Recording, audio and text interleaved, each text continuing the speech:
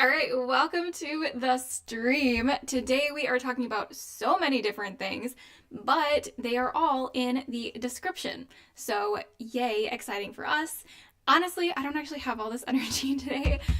Today was very brain foggy for me. And before I get into the questions, let's just chit chat about that because brain fog is a huge thing for a lot of us with ADHD.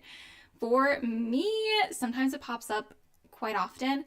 So what I did actually was I had some ginkgo biloba. I put some orange juice in this, and then some green tea, and then also tulsi, and I shaved the orange peel a little bit. So all of that together is super helpful for just managing some brain fog. So just throwing that out there. Okay, anyway, today we are going through a lot of different questions. If you have not joined the Discord yet, 100% recommend doing that. I will have a link in the description. Also, I will, after this room is done, put a comment down with a pinned link to join. So, honestly, I get a lot of questions all the time. And it's pretty excessive and a lot of brain energy to try to respond to everybody. So to instead make sure I have capacity and I don't burn out, I just respond to the questions in the Discord server through these live streams. So make sure you're joining the Discord so you can get your question answered. And if I've already answered a question, I'm happy to answer it again and or slash send you to the right live stream that I've done it with. So that is kind of the gist of what's going on. So today we are going through a lot of fun topics, such as how can we help our PMDD? Because a lot of people with ADHD have PMDD, especially us females, obviously, because, I mean, some people who have female hormones also have that too. So I'm going to pull up the Discord and we are going to start going through some questions. I don't know why I'm being so extra right now. I just told you that my brain was a little slow. But maybe I just have to be a little extra right now. Okay, so going through the questions channel. Let's see, what one do I want to start off with? Dun, dun, dun. This is an easy one, really quick. Maybe a taboo question, but what is your stance on fasting and ADHD? Apologies if you've already gone over it. So, like I said, I love going over questions multiple times because there's a lot of people who don't see the same thing. So, let's talk about fasting. Honestly, fasting is not recommended for ADHD. However, there are some things we could do to help with fasting that makes it so that we don't get the negative things with ADHD. The biggest thing is that for a lot of people who fast, they are actually not getting enough nutrients. You can fast and get enough nutrients. However, that's typically not what's going on. So the trick here is to, whenever you're having your eating window, typically with intermittent fasting, I'm assuming that's what we're talking about here, not like 3-day long fasts. With intermittent fasting, usually there is a 8-hour window of eating and then a 16-hour window of not eating. There is some interesting research about how that could impact your metabolism. If you are doing this, we want to make sure that the eating window is in the morning. So starting ideally within half an hour of waking up, because what we see in the literature is that when we don't eat in the morning, it actually can dysregulate how our body uses different nutrients and how our body uses blood sugar. And so that's why I want to emphasize eat in the morning. Within a half hour of waking up, ideally. That is going to set your body up for long-term success. The other aspect here is, honestly, if you are eating in that window and not eating after it, just monitor yourself for symptom exacerbation. So what I mean by that is, do you notice yourself getting more irritable? Do you notice yourself having more emotional dysregulation in general? Is it harder to focus? Is it harder to task switch? Make sure you are writing down your experience so you can have data so that you know exactly what is happening to your body. I think that's the biggest thing I can say. Make sure you know what is happening to your body so that you can actually make good informed choices. I love doing little trials and experiments with my body. A lot of people also do. I think it's kind of an ADHD nerd nutrition type of thing. But I don't know. That's just something I like to think about. The other thing, like I said, is the whole nutrient aspect. So if you are consuming food and only having about 2 meals a day, honestly, it's really hard to get all the nutrients you need. It's very difficult. And for people with ADHD, we have differences in how our bodies metabolize nutrients. Therefore, what we tend to notice as people with ADHD need more nutrients than the general person. So when we intermittent fast and we're not getting enough nutrients on top of that, then it's not going to help us at all. But again, you just want to listen to your body. Make sure you're actually getting enough nutrients, and if you can't get enough nutrients, then maybe consider not doing that. There's another aspect here that's important to note, and that is called cognitive glucose sensitivity.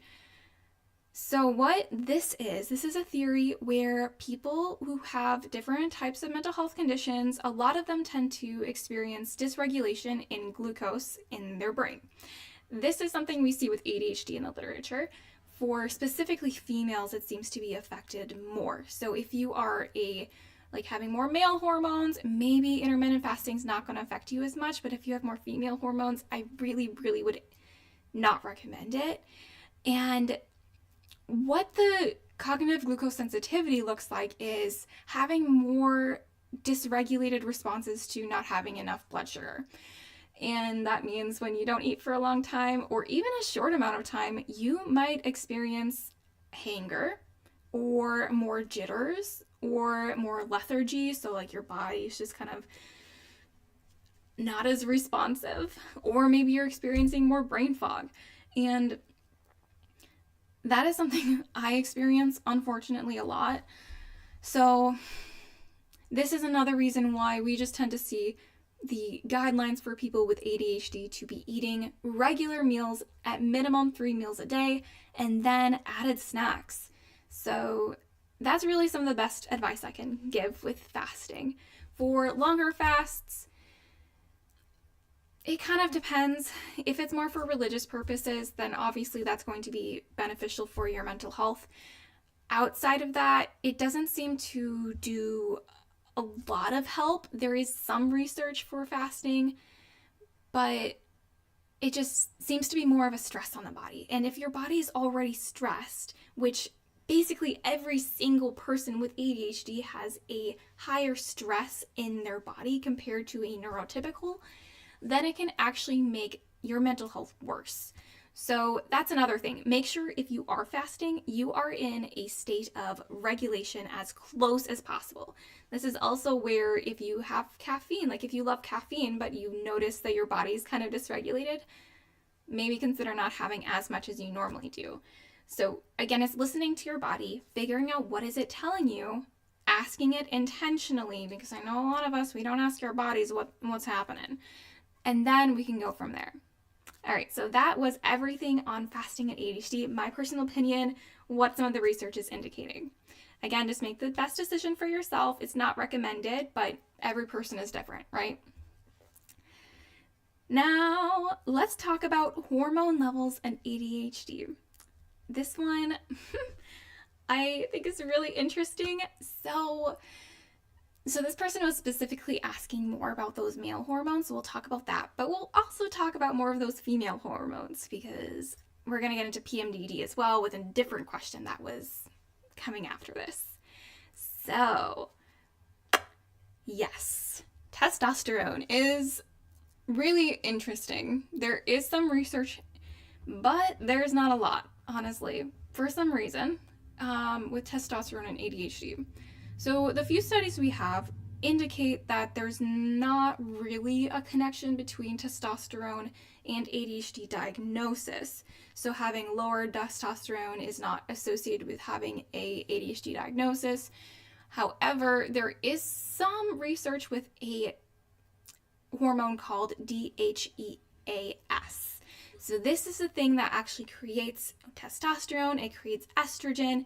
So if you have PCOS or polycystic ovary syndrome, you tend to have lower levels of this or higher levels of this, and then it might have, that might be part of why you tend to have more androgens, which is more of those male type of hormones.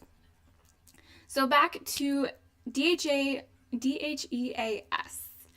and males. So we do have a study. It was a pretty small study, but it was on males, like specifically kids with ADHD, and they measured their DHEAS levels, and they found that it was a little bit lower. So what this could indicate is that it's maybe perhaps not specifically the ADHD, but they noticed that the people, like the kids who had the lower levels, who had the ADHD, had increases in irritability. So what that could indicate is that testosterone could potentially play a role in how you experience your ADHD. If you don't have enough testosterone, you might actually experience worse symptoms. Now, again, this is more of a theory. We don't really have enough data to make any conclusive thoughts on this topic, but there is some preliminary data that if you don't have adequate testosterone stores, you might not be experiencing life the way that other people are experiencing life. Specifically with your ADHD symptoms, more so with the irritability aspect and a little bit of the hyperactivity aspect. That is something else that they noticed. It could also mean maybe you're having higher levels of other types of hormones that could then make you feel more inattentive symptoms. It's just really interesting. We just don't have enough data. I wish we had more data, but unfortunately, life, we cannot have everything. So that's testosterone. But let's talk a little bit about estrogen for ADHD in females. This is one of my favorite topics because obviously I'm a female and I think about estrogen a lot because I'm affected by it. I gratefully do not have PMDD, which is premenstrual dysphoric disorder. That is pretty much extreme PMS, like when you're on your period and like it sucks, or the like week before your period and it's horrible. So I'm grateful I don't have that, but I do have some exacerbated symptoms with the ADHD. So let's talk about why that is. I do have a really, really like long episode on this. I think it's almost 2 hours. It could have been longer too. I was talking to one of my friends and we just blabbed for a long time. That you can watch that if you really, really want to get deep into this, like how can we help our ADHD with our estrogen and nutrition and movement and stress and how all those things play together. But to give a really quick lowdown, how does estrogen affect ADHD? So estrogen, again, is basically one of the most important hormones that affect way too many things. Way too many things. So it affects our blood pressure, actually. It affects our heart rate. It affects our dopamine. It is affecting our serotonin or norepinephrine. And it's also affecting just how our body utilizes nutrients as well. It's kind of crazy how much estrogen affects us, which is why when we go into perimenopause, which is the period before menopause when our estrogen just like goes down the hill, we start to see increases in symptoms of ADHD. And that's also where we start to see actually more diagnosis of ADHD, and also where hormone replacement therapy might be beneficial for people with ADHD. There is some preliminary evidence here, and it's really interesting, honestly. I mean, I think all of this is interesting. But anyway, all that being said, for estrogen, obviously, like I said, it does affect your dopamine. So how does it affect your dopamine? Inside of our brain is an enzyme called MAOA, and then there's also another enzyme called COMT. Both of these deplete dopamine and serotonin. Very important because we want to make sure that when we have extra stuff in our brain, we are getting rid of it because we don't want too much in our brain, just like we don't want too little in our brain. So to do this, that's where those enzymes come in to break down those different neurotransmitters. Interestingly, estrogen is actually something that figures out how fast this is breaking down the dopamine, serotonin, norepinephrine. So when we have lower levels of this, it actually increases the activity of MAOA. And basically what that means is that we are having less dopamine, less serotonin, because the brain is breaking it down more. So yay, fun for us.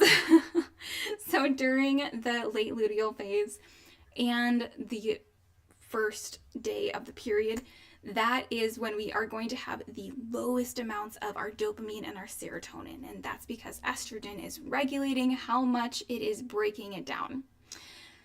So if there's, anything we can do about that, really, it's just being aware that that's going to happen, planning for that, but also we can do some things to help, and we'll talk about that in a little bit, right after I read this next question on PMDD. All right, so Adelie asked, I'm wondering how PMDD can be treated without antidepressants. We'll get to more of this here. I know that a lot of people found relief with antidepressants, but in my opinion, it doesn't sound like feeling apathetic all month or dealing with brain zaps if you want to try to get off medication is the best way, unless it's that severe. And then we'll talk a little bit more about the rest of her question here. So, yes, obviously, like you said, antidepressants are one of the first-line treatments for PMDD because it is connected to mood dysregulation, right? But what is at the root of this? That is the real question. So obviously there is some exacerbations in how our body is responding to these changes in estrogen and progesterone.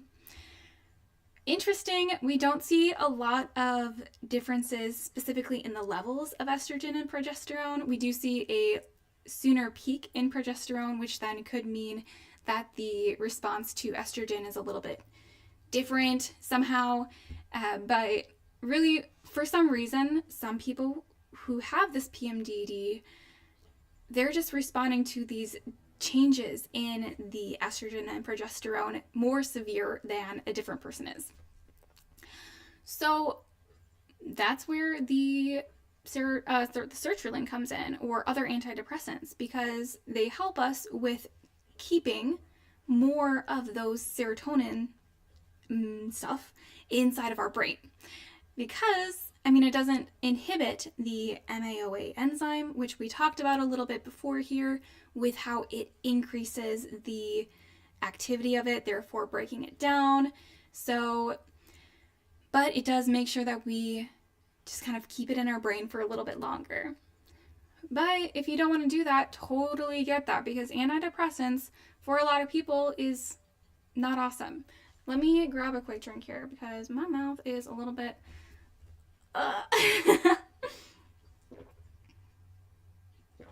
I also tend to talk way too fast, I've noticed, so hopefully this is a fine speed, but I do get a little bit excited when I talk about all these different things, so whatever.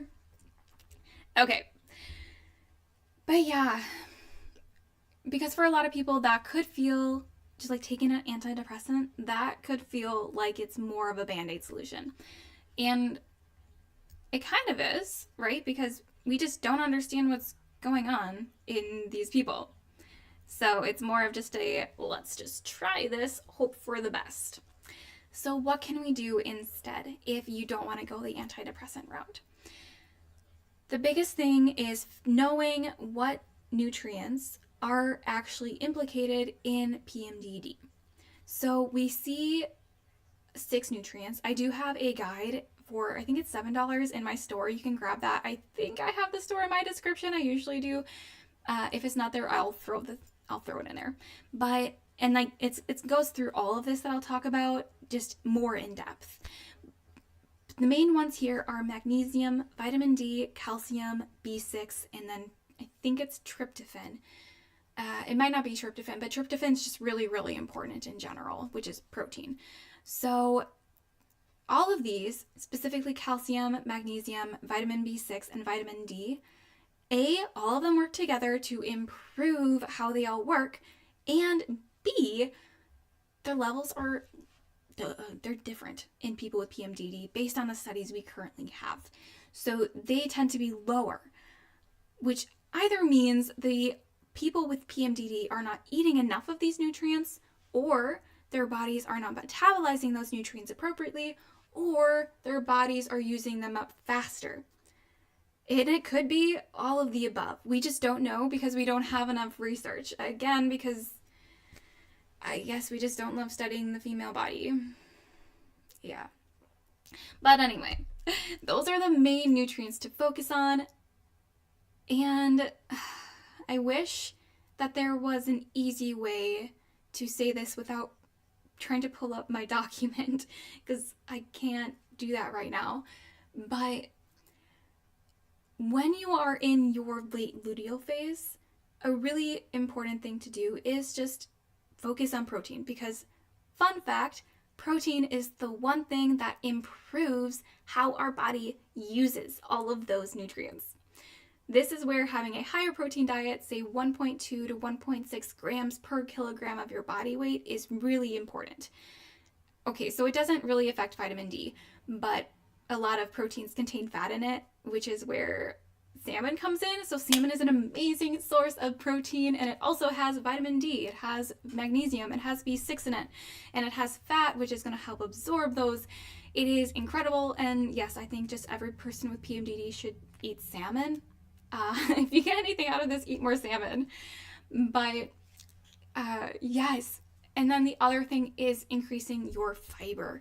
So people with PMDD, I haven't looked at specifically research on antioxidants, but it seems like they tend to have a dysregulated oxidant profile. So therefore, consuming more antioxidants is likely going to help.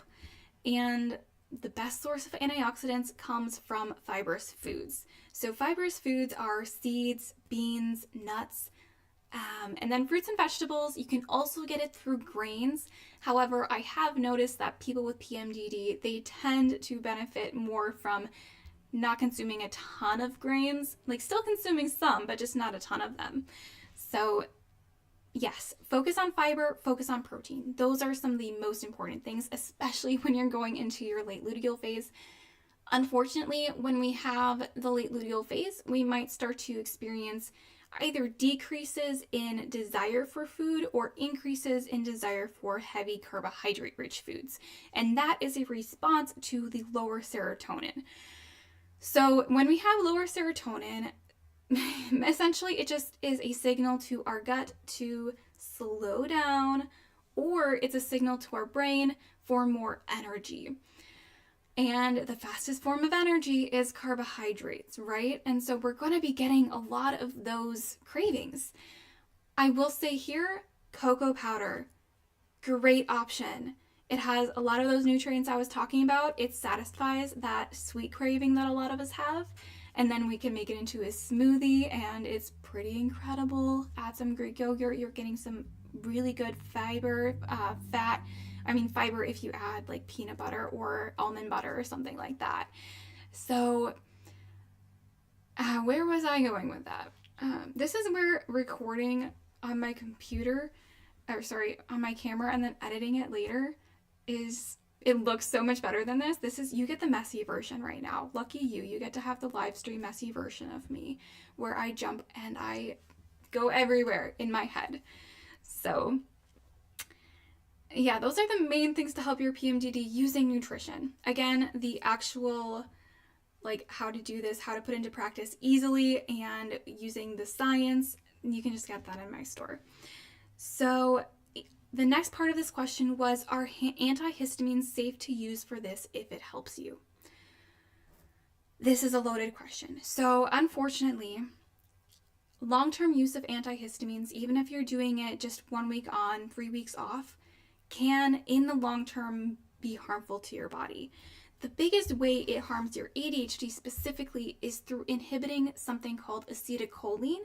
So that's a neurotransmitter in our brain. It's also in our bodies, but the main one is in our brain, and it helps us with memory. It helps us with organizing our thoughts. And so when we're not having enough acetylcholine, when we're inhibiting it too much, then it can actually in the long term not make us have good memories, and people with ADHD already have pretty crappy memories. So, yeah. However, there is some research for H2 receptor blockers, which are a little bit calmer for the brain. So antihistamines, they are H1 receptor blockers, or first generation receptor blockers. It might still be an H2. Don't quote me on this, but they're first generation, and there are some other medications that are second generation. But the antihistamines, essentially, they are doing a lot of extra work. But there are ones like famotidine. So famotidine usually is used for the gut. However, we have seen that it can be used to help some people with PMDD. There's not a lot of research out there, but there's a lot of anecdotal evidence. But again, the way that the research has looked at it is through it blocking the H2 receptor, which is the histamine 2 receptor. So histamine in our brain is actually a neurotransmitter, and not a lot of people know that. So histamine is in our brain, and what it does to our brain is it helps us with understanding perception of pain. So that could be part of it. It also helps us with memory. It helps us with, what else does it help us with? It actually helps us with our appetite and knowing when we're full. Really interesting. But the main way is through, the fourth one is through emotional regulation. So when we use famotidine, it can act as a second generation H2 receptor blocker, which then can, essentially, is not as aggressive, but it still works. So that could be a potential positive. Again, using famotidine in the long term, it's not recommended for more than 8 weeks at a time. So definitely make sure you're discussing this with a practitioner or a physician before using it. However, it could be just more helpful in the long term and not as harmful to your body. So that's something that you can use instead of specifically an antihistamine like benzodiazepam. I think that's an antihistamine. But yes. And then, last one, are vitamins D, magnesium, calcium, B6, etc. Oh, that's so fun. That's exactly the ones I said. Are they actually helpful to take if you have PMDD, if you don't have a deficiency?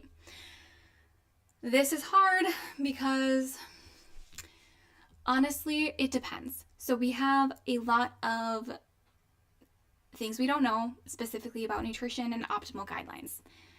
So if you did a test and you have fine levels of this, it still could mean that you're not performing optimally. Truth be told, nutrition is just an 80-year-old thing, and a lot of the dietary guidelines were created by people saying this kind of feels right based on some of this research, and it doesn't get updated as often as it should.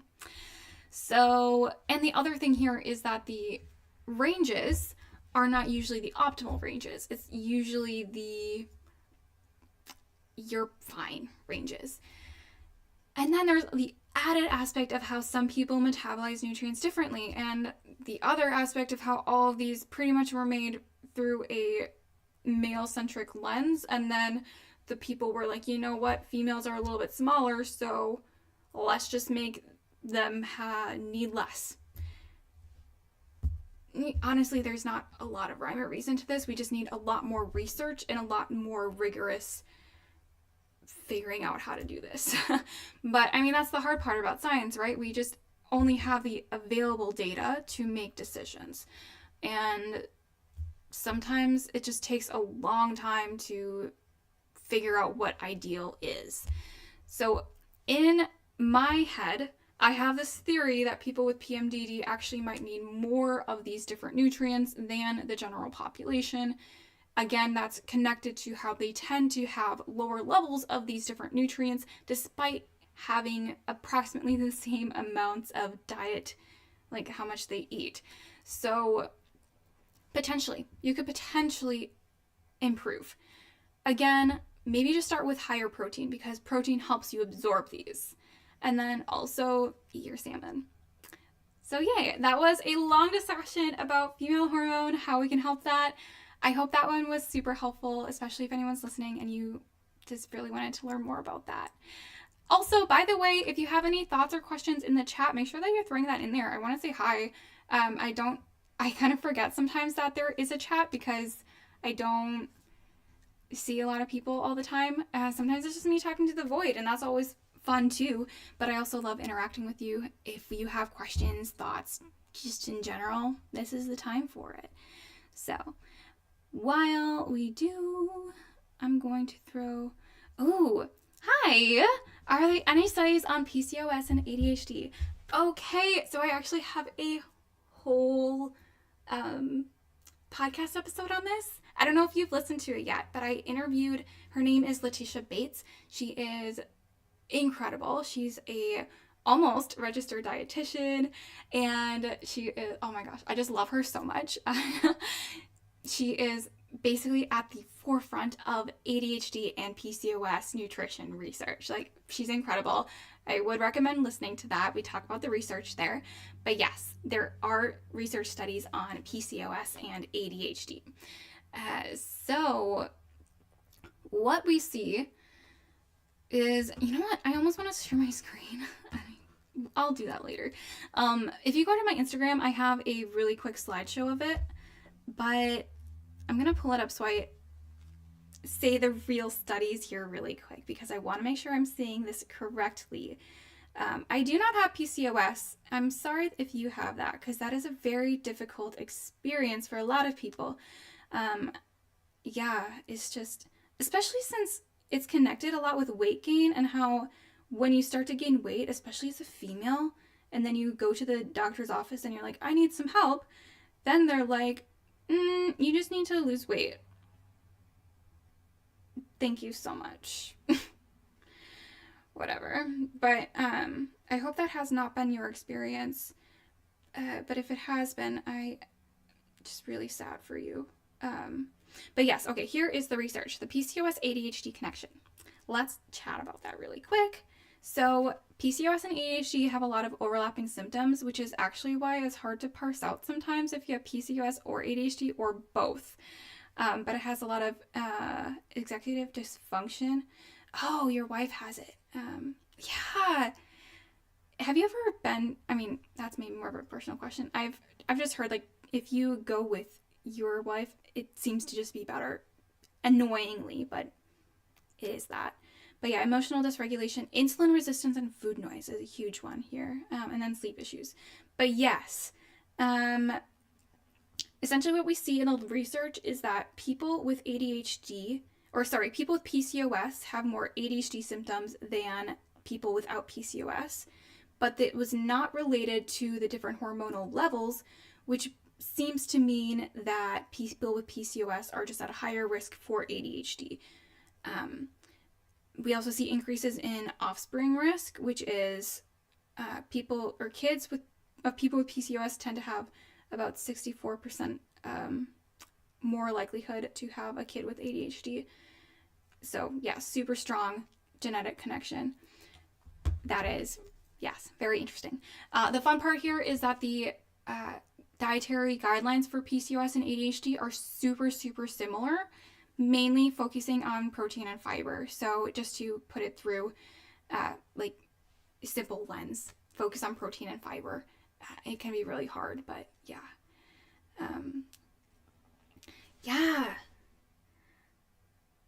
You just said it's frustrating when doctors are nicer and more thorough just because you're there. I'm so sad for your wife. I'm grateful that you're an advocate for her. I love the medical system and I hate it at the same time. That is my view of it, because so many people want to do really good things when they start going into medical school. And then the way that the medical system is set up is just not to help people. It's just to help the insurance make more money. It's stupid. That's my personal feelings about the system. So, but yeah, hopefully the episode helps. And yeah, always feel free to reach out if you're in the Discord. If you have more questions on it, throw that in there and we'll definitely talk about it. Okay. If anyone has other questions, we'll start with that. But let's go into...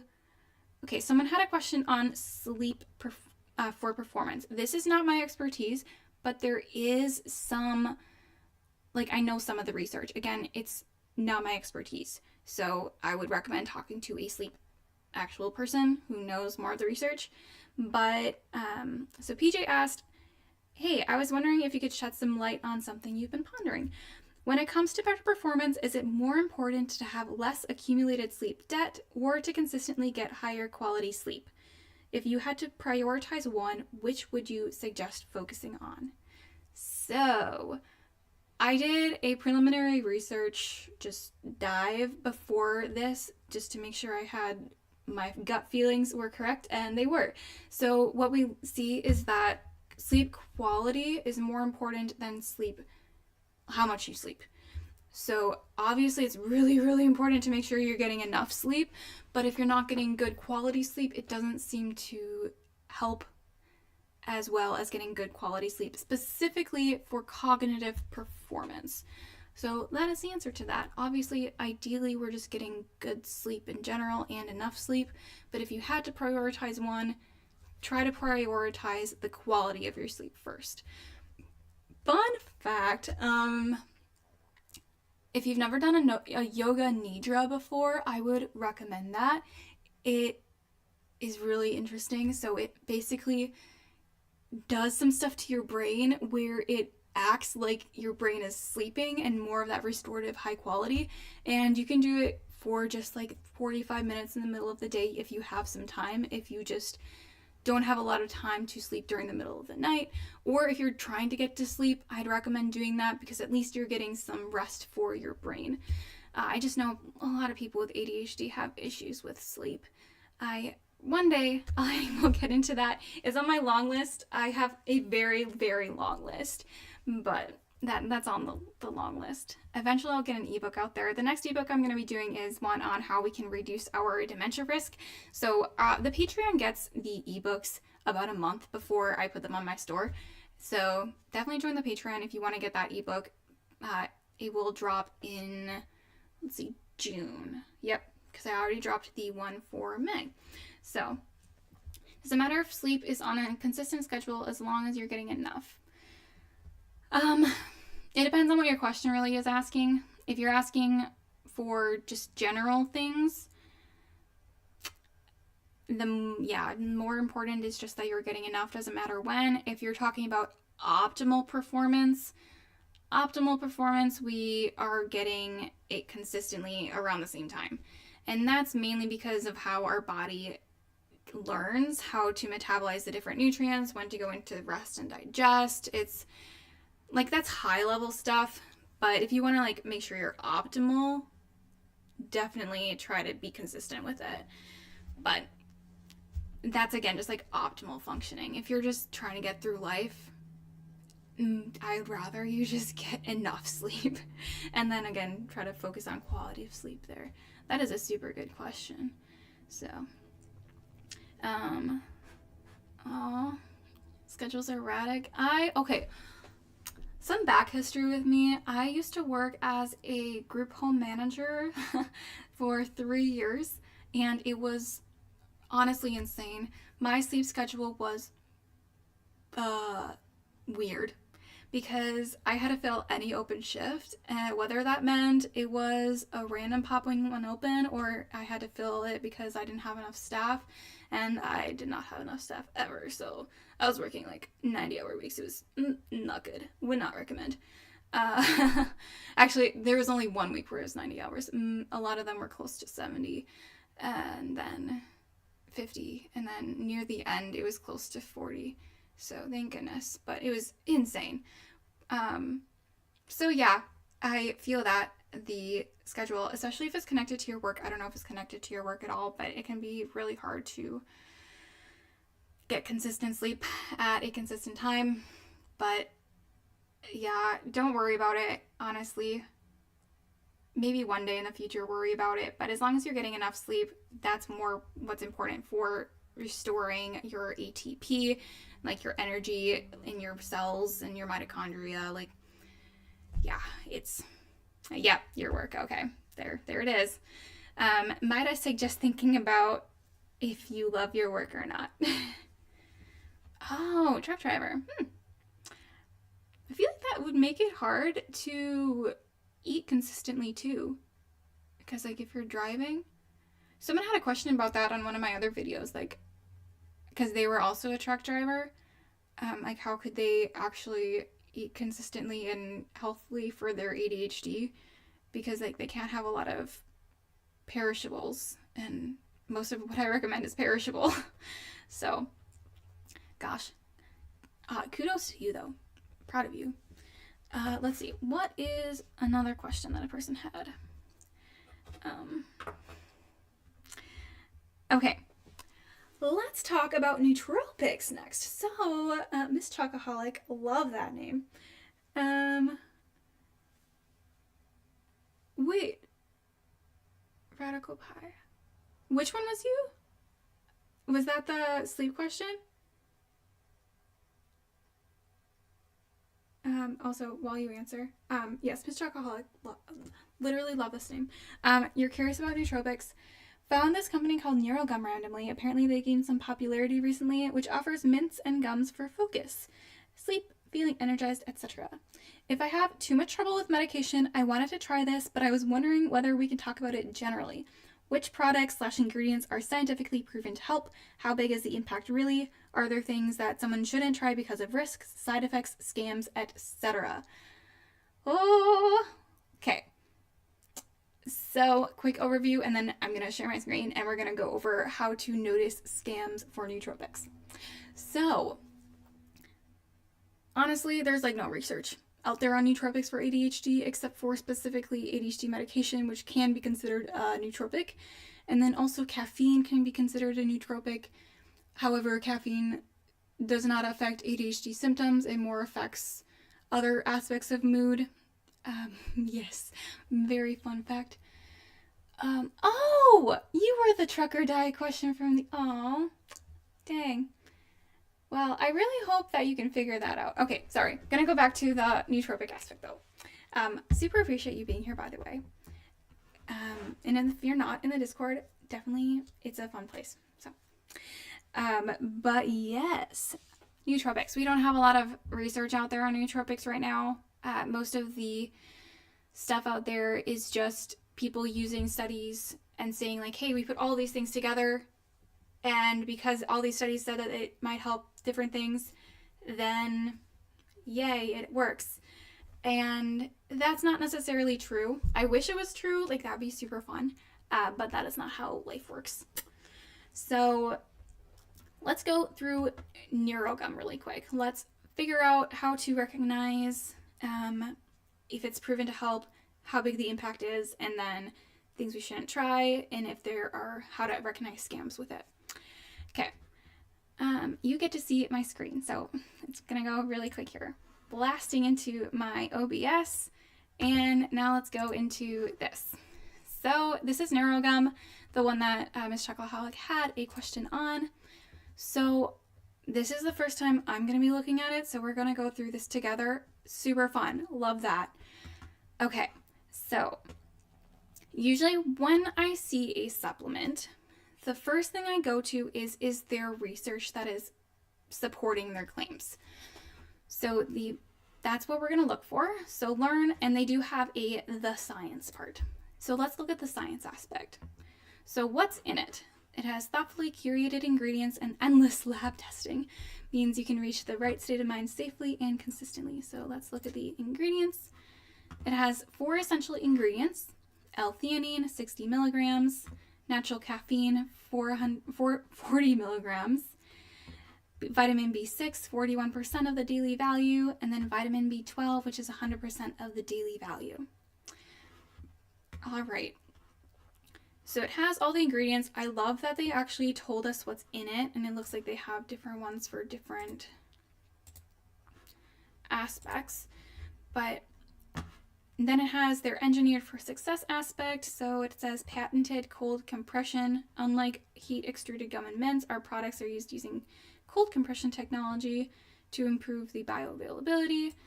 It has a rigorous testing protocol. They meet the highest safety standards, and then optimized absorption. It has bioavailability of active ingredients. Let's see. It does have third-party testing. So that is another thing I always look for. Does it have third-party testing? FDA compliant. Honestly, this doesn't mean a whole lot, but that's good that they're compliant. There's just not much regulations with the FDA and supplements, so it honestly means basically nothing. It's just one of their fun little things. But good that they're saying that they are compliant.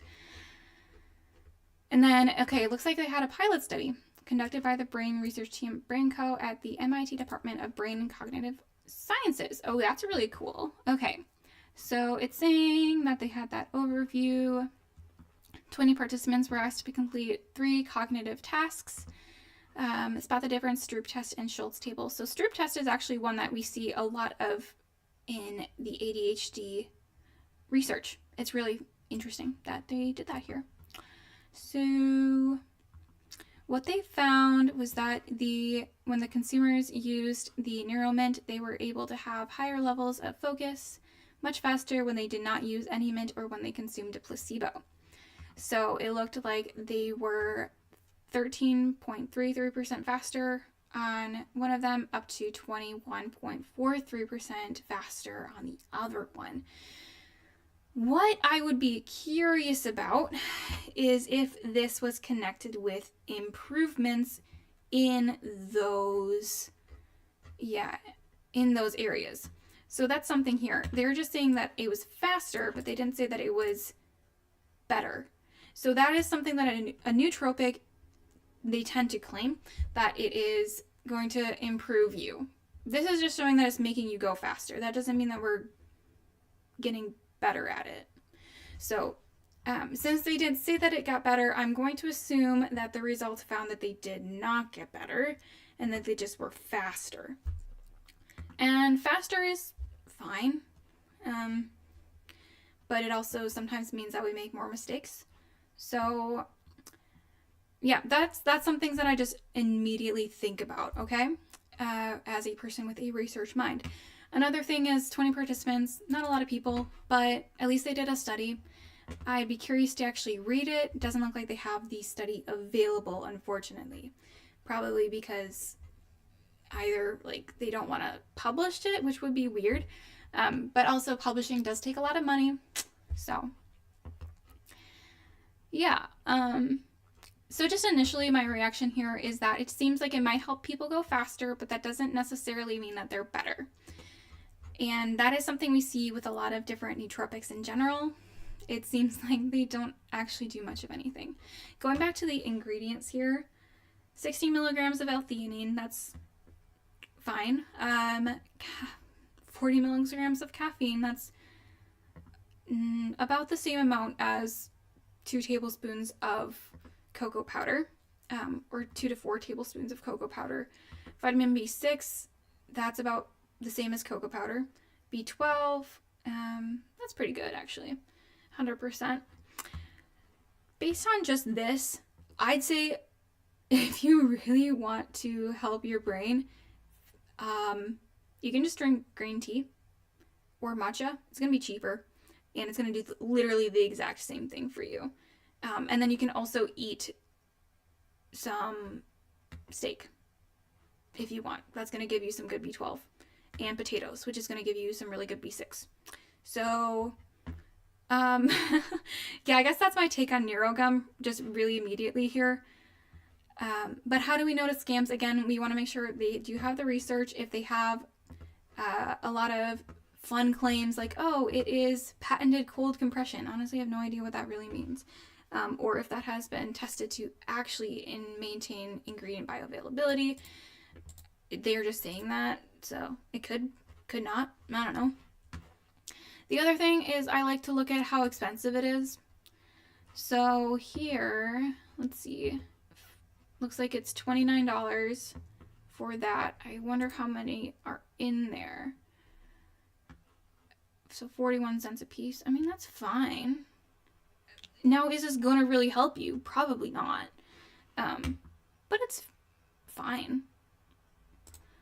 So yeah, that is my take on specifically Neuro gum. But yeah, it is.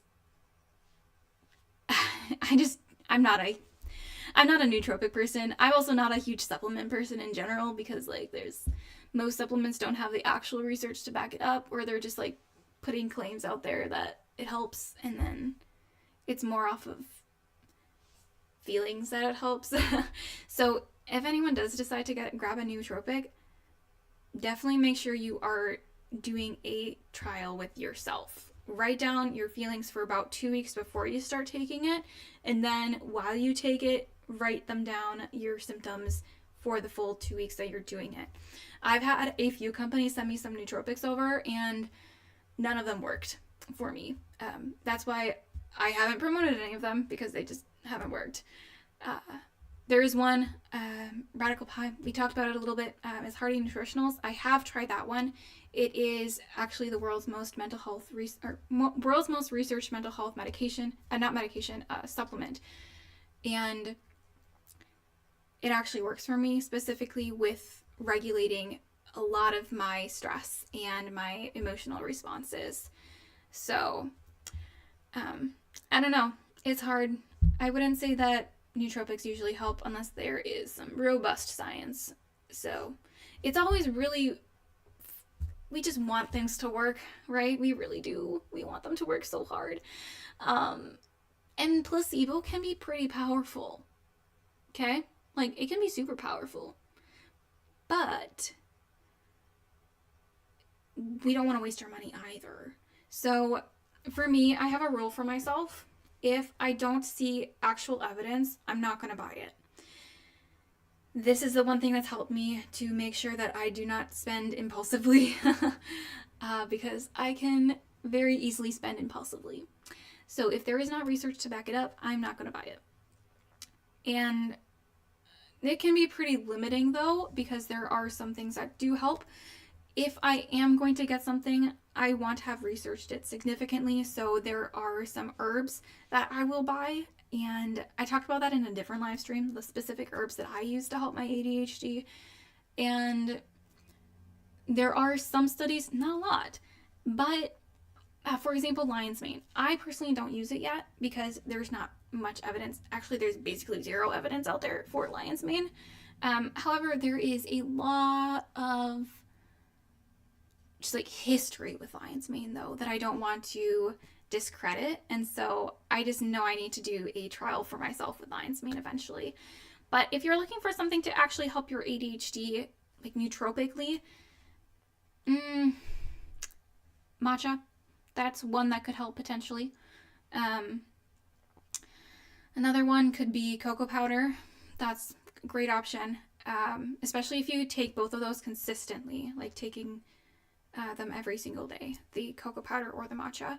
Those are two good nootropics that you could use. Another one would be ginkgo biloba plus Panax ginseng. Both of those together seem to be helpful. And then the last one would potentially be saffron. I say this one with caution because saffron is great. However, it's really, really difficult to know if you are getting quality saffron as well as ethical saffron. Because honestly, ethical saffron is almost impossible to find. Really, almost all of those supplements where they're giving you those, it's probably not ethically sourced. And maybe that's not an issue for you. If that's not an issue for you, like, fine. I personally believe for myself, for herbs, like when I work with herbs, the intention into the herb is how, like, really important for me. Because I want to respect the earth and respect, like, the herb itself. And part of that is how was it produced and how were the people treated when they were picking it, things like that. That is actually one aspect of myself that maybe is a little bit woo-woo, but I do believe in respecting how herbs work in the world. But yeah, that was a little bit of a side tangent. So anyway, that's how we notice if they work. Always feel free to send me different nootropics. I'm happy to look over them, like what we just did there with the Neuro gum. But yeah, that one doesn't seem like it's probably going to do much for you. Okay, I think there was one more question here. Yeah, I'd love to get your opinion on the YouTube channel Dr. Legrand, who uses neurotransmitter testing, which is a topic of debate in the medical and scientific communities. Some argue that these tests are not reliable. And what are your thoughts? Do you think his approach to using tests to recommend supplements is still useful or not? Oh, that's so sweet. Your dedication to busting ADHD misinformation is invaluable. Thank you for everything you do. Oh my gosh, that's so sweet. Okay, let's talk about this one really quick. So, honestly, I have not done a lot of research into Dr. Legrand. Let's share my screen one more time here, going into Dr. Legrand. So, it looks like their thing is optimal mind performance, unlock your true potential. That, I mean, to me already kind of gives me a little bit of a red flag, but I don't want to just judge immediately. So going through a little bit of this, and then we'll go into the neurotransmitter testing aspect. But this is how I start to see if this is a person I trust online, or if this is a person who's probably doing more grifting, like airing into the grifting. So the first thing I look at is what are some of their titles. So Adderall supplement substitutes that actually work. If that person is providing the evidence for it, that might be cool. I haven't watched it, obviously, so I don't know for sure. But whenever, like, if you do watch that one, make sure that he's referencing those studies, saying that they work. And the second part is he selling you these supplements, right? Like, if he's telling you which ones work and then immediately goes ahead and sells you them. If you've watched Doc Ahmed at all, this is literally everything he does. He talks about, hey, this one works for X thing, for your depression or for your ADHD, and then this is the best supplement for it, and it's literally just his supplement. He makes so much money just doing that, but it's basically all a grift, and it's annoying. Anyway, 10 times omega-3 deficiency, that's probably a good one. That's fun. So it looks like he does some tests for himself. I took methylene blue. What I would assume is he might have a supplement that he's selling at the end of this that's methylene blue if he used it. So again, just like look out for that. The most critical ADHD test that your doctor forgot to do. Low GABA levels. Okay, this is probably where we're getting into the neurotransmitter testing. Let's get into that in a little bit here, but let me see. So it looks like a lot of these are supplement ones, and that really gives me just a few red flags of this person's probably just selling us supplements. And I did look into him a little bit, and yeah, he sells basically tons of supplements. And that's what Vanessa said here too, which is he uses his approach to test to recommend supplements. So that's my first red flag. Obviously, I talk about supplements too. I don't talk about them a lot because there's not a lot of things to talk about with supplements because most of them don't work. But yeah, I think that's usually a red flag if most of it's talking about supplements. Specifically if it's not just the research and it's, hey, now that we talked about this, buy my specific supplement. I think I've beat this dead horse a lot here. Another thing, the best way to eliminate your ADHD symptoms in 2025. Okay, so that's like a huge red flag to me. Eliminate your ADHD symptoms. So that maybe it's just a clickbait title. I don't think it is. That type of rhetoric is very not science-based at all. So we cannot eliminate your ADHD. That's not how it works. We can do things that can reduce your ADHD symptoms significantly, but we're not going to get rid of your ADHD. You could potentially, but that would only work if it wasn't ADHD in the first place. So for some people who have like a trauma background or some people who have celiac disease, you can actually eliminate your ADHD through addressing those root causes. But yeah, I don't know if he's talking about that. I guess I can't judge since I didn't watch it. So I don't know. But I also pulled up his thing here. So create the ultimate ADHD health plan. Learn what labs, nutrients, supplements, vitamins, foods, lifestyles to implement for ADHD. I mean, that's initially fine. That's what I talk about. I have in my Patreon, there's a thing about like what are the top 8 labs I recommend for adults with ADHD based on the research. So that's important. I also have like one on what are the top supplements for ADHD according to the research, how to use food for that, different things, and yeah. But yeah, here we go. The revolutionary system to eliminating your ADHD symptoms naturally. No, without the need to use harmful medications or pointless brain hacks. I mean, yeah, some brain hacks are kind of pointless. Therapy is great, but some things are not helpful. Medication is not harmful. In fact, if you've watched my video on medication for ADHD, you'll know that medication actually helps us improve the metabolism of a significant amount of nutrients. It's incredible, honestly. Like, it really is. Basically, what we know is people with ADHD have differences in metabolism of lots of different nutrients, and methylphenidate, that's the one that's been most studied, so Ritalin, basically make sure that we can absorb these nutrients, and it's not pointless. We also see it improving our brain structure over time, which is incredible. Obviously, there's negatives to some medication as well, especially if you have some underlying heart issues, but it's pretty incredible for the 70% of people who actually can use the medication. So that's another signal here that this is probably a person we don't want to listen to. Yeah, probably not. So, I mean, I'd say that's my biggest thoughts here with that. Yeah, major grift vibes. That's my initial reaction. So I probably wouldn't trust that person. Never heard of them before, but that's my initial reaction. So talking about neurotransmitter testing. So you're right.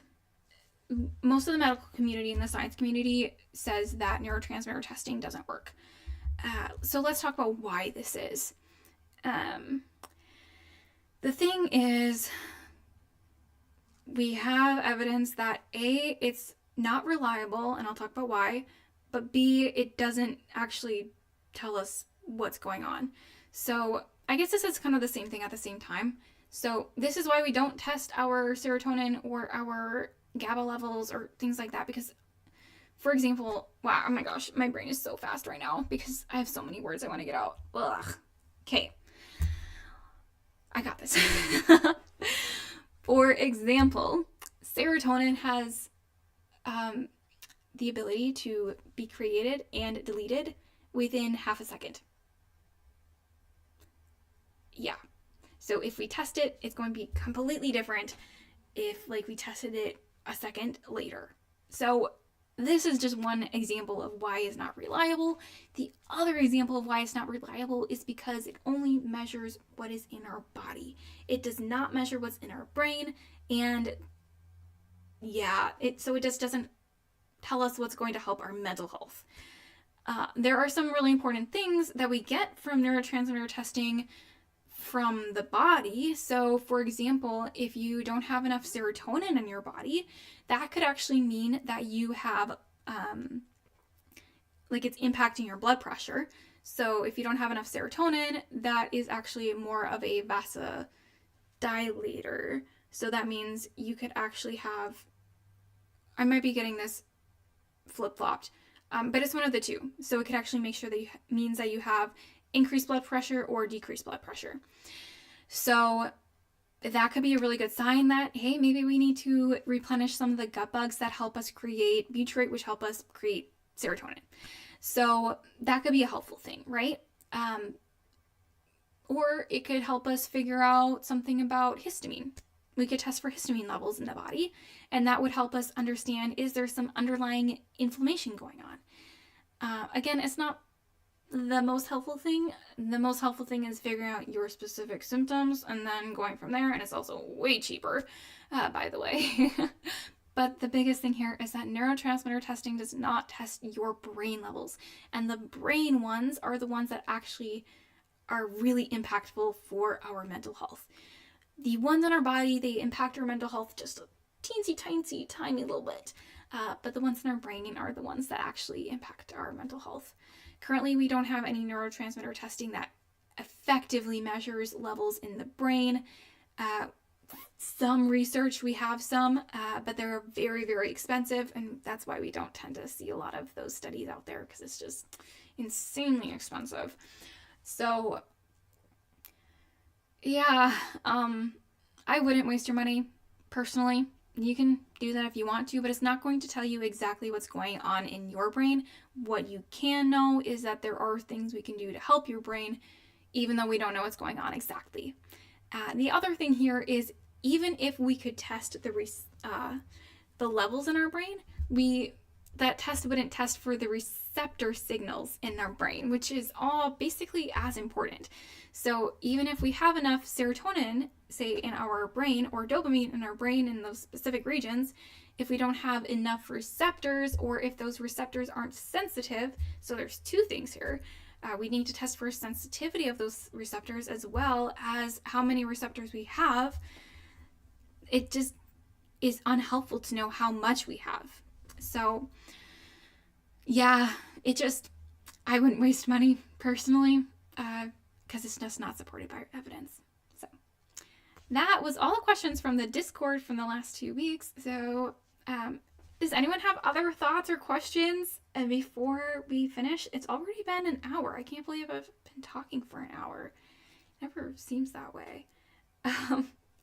But for anyone who is watching or in the comments, if you haven't said hi yet, I'd still love to say hi. But I do have a lot of different resources that you can have access to, lots of free ones, lots of paid ones. Everything is going to be in the description. The main ones here are the Discord, so that is where you get to ask all these questions, and then I get to talk to you about them. And then every other week, obviously, we talk about this. And we have fun, and we learn about the research together. So that is every other Monday at 4 p.m. Central Time. If you're in the Discord, you get sent it with the actual time for you. And then the other things is I do have a free how to eat for ADHD, or not how to eat. Yeah, it's more like if you have difficulties eating, here's some hacks to help behaviorally. And then that should be in the description. I should have everything there. Usually I do. And then the last thing is in my store. Besides my Patreon, I have a lot of resources that are tailored to you. And the biggest one is the ADHD Nutrition Toolkit. That is where you get to have essentially what to do, how to do it, and then why to do it as well. On top of a large list of, I think it's 80 different ideas for meals, and then they're also sorted by effort level. And then I also have a grocery shopping for ADHD that's pretty helpful. All of this is wonderful. So yeah, I really appreciate all of you who have been here. Radical Pie, I just appreciate you, and I'm really hopeful that your truck driving decides to work better for you, and that you can find a job that is more helpful for you and that is going to pay as well. I'm wishing all for that for you. All right. Well, thanks so much, everyone, and we will chat in 2 weeks. Okay.